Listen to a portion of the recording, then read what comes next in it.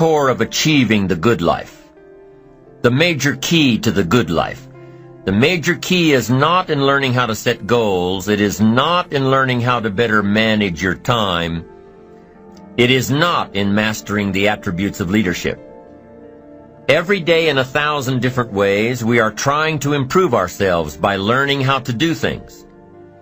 We spend a lifetime gathering knowledge in classrooms, in textbooks, in experiences. Now, if knowledge is power, if knowledge is the forerunner to success, then why do we fall short of our objectives? Why, in spite of all our knowledge and in spite of our collective experiences, do we find ourselves aimlessly wandering, settling for a life of existence rather than a life of substance? There may be many answers to this question. Your answers may be different than your associates or your spouses or your friends. While there may be many answers to this question, the fundamental answer is the absence of discipline. Applying all that we know. That's the key word, discipline. Self-discipline. We might add one more word here, consistent. Consistent self-discipline. It doesn't really matter how smart you are or how much you know if you don't use it. It doesn't really matter that you graduated magna cum laude if you're stuck in a low-paying job. It doesn't really matter if you attended every seminar that comes to town if you don't apply what you've learned. Better than knowledge is applied knowledge. And once we've applied our knowledge, we must study the results of that process. Apply our knowledge, study the results. Refine our approach. Finally, by trying and observing and refining and trying again, our knowledge will inevitably produce worthy results, admirable results. And with the joy and results of our efforts, we continue to apply, to learn, to observe, to fuel our ambition with the positive reinforcement of continued progress. Pretty soon, we'll find that we're swept into a spiral of achievement, a vertical rise to success. And the ecstasy of that total experience makes for a life of triumph over tragedy, dullness, and mediocrity. But for this whole process to work for us, we must first master the art of discipline, self-discipline, consistent self-discipline. It takes consistent self-discipline to master the art of setting goals, to master the art of time management, to master the art of leadership, to master the art of parenting and relationships. If we don't make consistent self-discipline part of our daily lives, the results we seek will be sporadic and elusive. It takes a consistent effort to truly manage our valuable time, or we'll be consistently frustrated. Our time will be eaten up by others whose demands are stronger than our own. It takes discipline to conquer the nagging voices in our minds, the fear of failure, the fear of success, the fear of poverty, the fear of a broken heart. It takes discipline to keep trying when that nagging voice within us brings up the possibility of failure. It takes discipline to admit our errors and recognize our limitations. The voice of the human ego speaks to all of us. Sometimes the voice of ego says that we should magnify our value beyond our results. It leads us to exaggerate, to not be totally honest. It takes discipline to be totally honest, both with ourselves and with others. Be certain of one thing: every exaggeration of the truth, once detected by others, destroys our credibility and makes all that we say and do suspect. As soon as a business colleague figures out that we tend to exaggerate, guess what? They'll always think we exaggerate, and they'll never quite hold us in the same regard again. Never. The tendency to exaggerate, distort, or even withhold the truth is an inherent part of all of us. It starts when we're kids. Johnny says, "I didn't do it. I didn't do it." Well, maybe Johnny didn't do it, but he probably had something to do with it. And then it continues when we're adults, exaggerating the benefits of a product to make a sale. exaggerating our net worth to impress old friends, exaggerating how close we are to closing a deal to impress the boss. And only an all-out, disciplined assault can overcome this tendency. It takes discipline to change a habit, because habits are formed a little bit each day, every day, every day. Once habits are formed, they act like a giant cable. They act like a nearly unbreakable instinct that only long-term disciplined activity can change. We must unweave every strand of the cable of habits slowly and methodically until the cable that once held us in bondage becomes nothing more than scattered strands of wire. It takes the consistent application of a new discipline, a more desirable one, to overcome one which is less desirable. It takes discipline to plan. It takes discipline to execute our plan. It takes discipline to look with full objectivity at the results of our applied plan. And it takes discipline to change either our plan or our method of executing that plan if the results are poor. It takes discipline to be firm when the world throws opinions at our feet. It takes discipline to ponder the value of someone else's opinion when our pride and our arrogance leads us to believe that we are the only ones with the answers. Discipline is a constant human awareness of the need for action and a conscious act by us to implement that action. Discipline is an awareness of the constant need for action and a conscious act to implement that action. If our awareness and our implementations occur at the same time, then we begin a valued sequence of disciplined activity. Now here's the other side of discipline. If there's considerable time that passes between the moment of awareness and the time of our implementation, then that is called procrastination. Procrastination, doing it tomorrow instead of today. Procrastination, an almost exact opposite of discipline. The voice within us says, get it done. Discipline then says, do it now. Do it to the best of your ability, today, tomorrow, and always, until finally the worthy deed becomes instinctive. Procrastination says later, tomorrow, whenever I get a chance. Procrastination also says, do what is necessary to get by or to impress others. Do what you can, but not what you must. In every circumstance we face, we are constantly presented with these two choices. Do it now or do it later. Discipline and procrastination.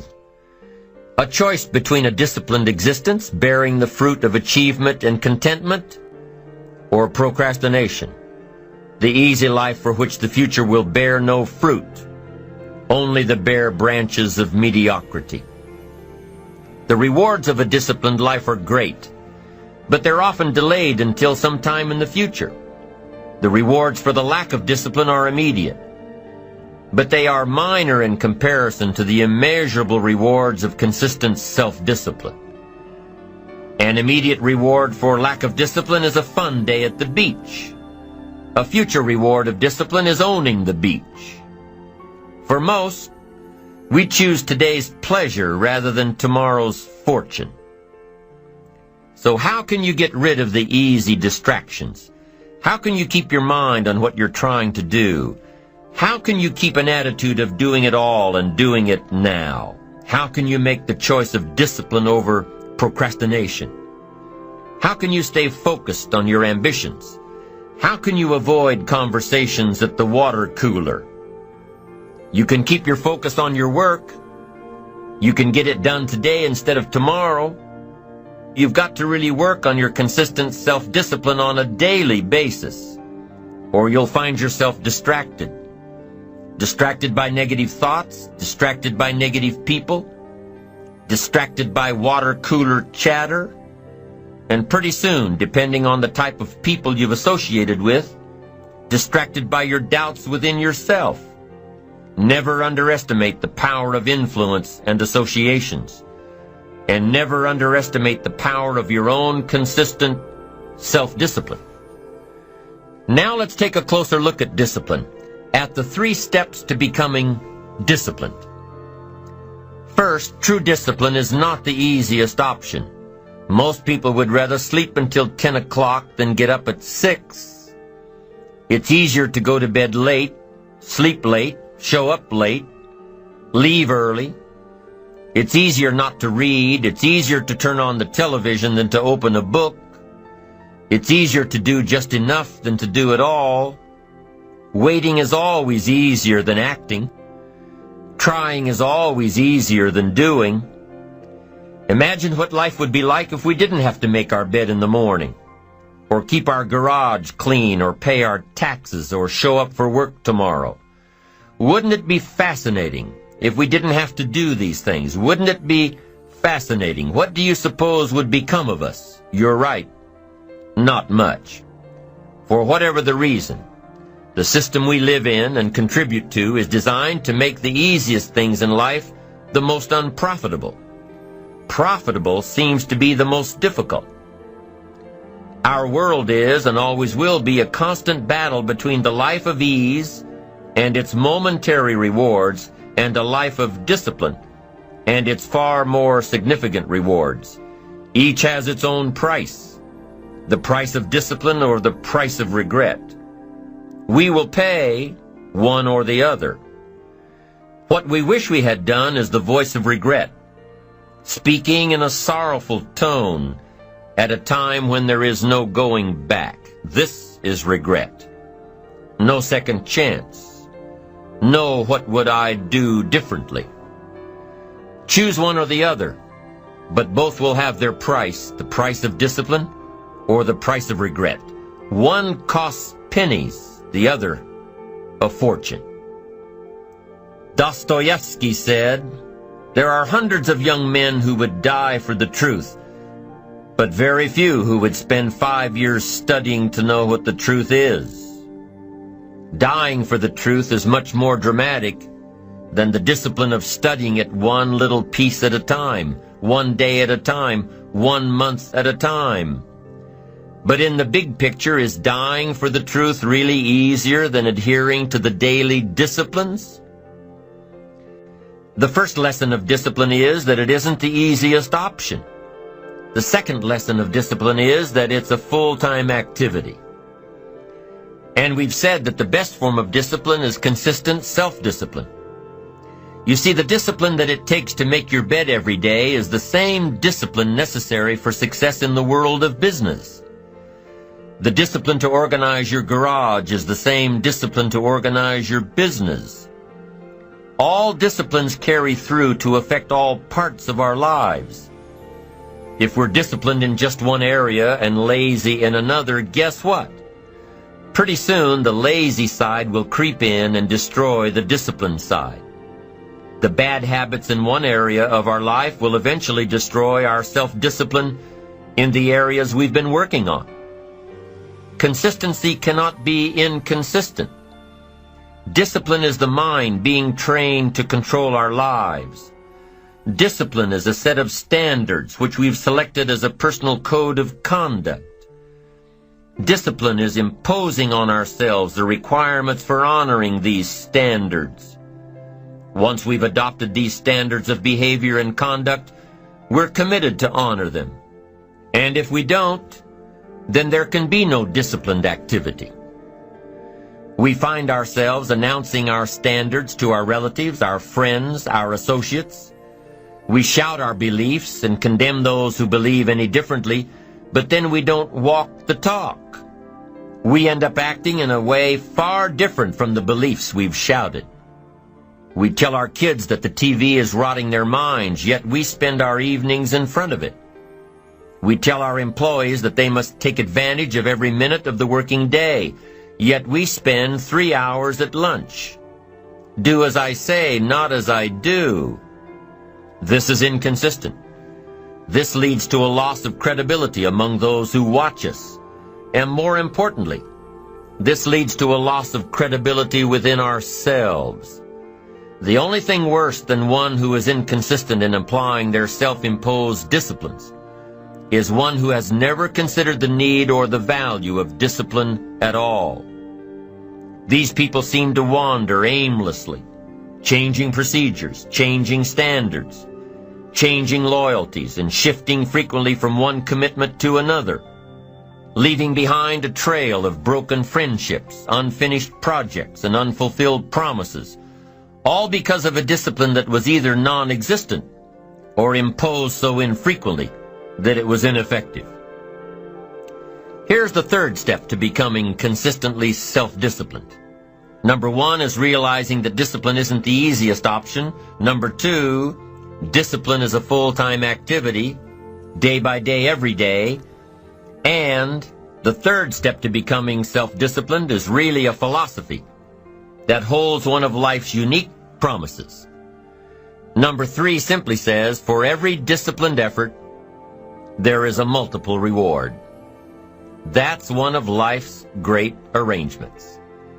It's like the law of sowing and reaping. In fact, it's an extension of the biblical law that says if you sow well, you reap well. Now here's a unique part of the law of sowing and reaping. Not only does it suggest that we'll all reap what we've sown, it also suggests that we'll reap much more. Life is full of laws that both govern and explain behaviors. But this may well be the major law we need to understand. For every disciplined effort, a multiple reward. For every disciplined effort, a multiple reward. What a concept. If you render unique service, your reward will be multiplied. If you're fair and honest and patient with others, your reward will be multiplied. If you give more than you expect to receive, your reward is more than you expect. But remember, the key word here, as you might well imagine, is discipline. Everything of value requires care and attention. Everything of value requires discipline.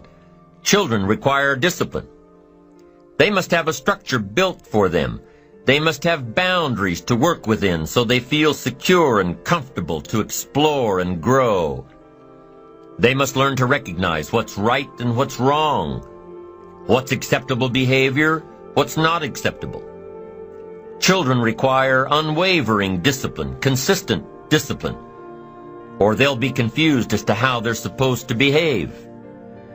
Likewise, our thoughts require discipline. We must set up our inner boundaries, our codes of conduct, or our thoughts will be confused.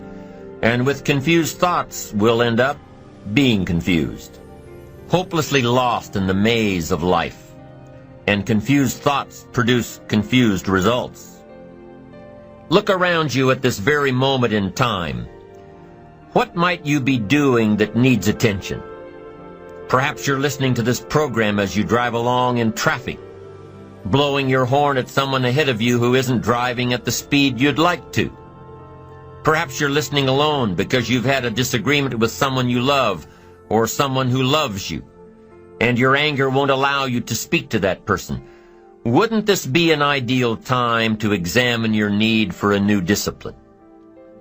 Perhaps you're on the brink of giving up or starting over or starting out, and the only missing ingredient to your incredible success story in the future is a new and self-imposed discipline that will make you stay longer and try harder and work more intensely than you ever thought you possibly could.